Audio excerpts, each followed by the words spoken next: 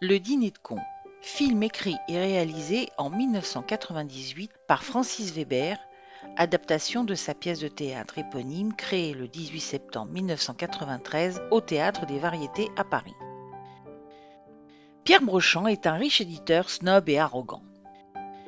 Tous les mercredis, il prend plaisir à organiser avec ses amis bourgeois des soirées baptisées « dîner de cons ».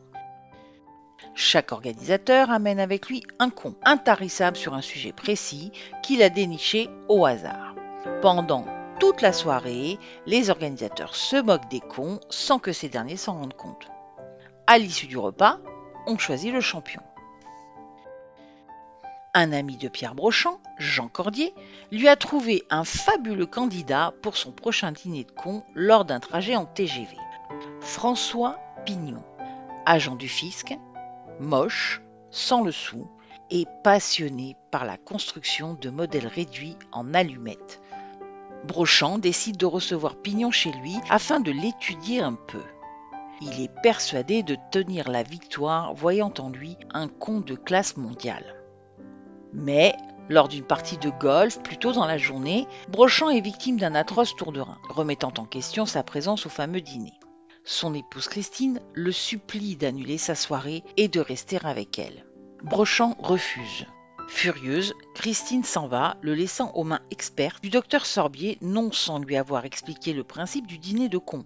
À la fin de la consultation, Pignon arrive et croise le docteur sur le palier qui le regarde avec un sourire malicieux. Brochand, terriblement handicapé par ses lombaires douloureuses, annonce à François Pignon qu'il est dans l'obligation de reporter ce dîner. À cet instant, Christine laisse sur le répondeur un message de rupture qu'ils entendent tous les deux.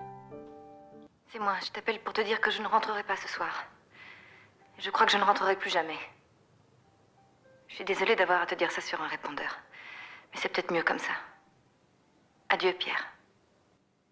Tout de sollicitude, Pignon se dévoue et accepte de se faire passer au téléphone pour un producteur belge afin de savoir si Christine n'est pas chez Juste Leblanc, ami, ex-compagnon de Christine et rival possible. Gaffe après gaffe, François Pignon va démonter la vie de Pierre, pleine de faux semblants, de petites lâchetés et de grandes saloperies. Qui est vraiment le con dans cette histoire ?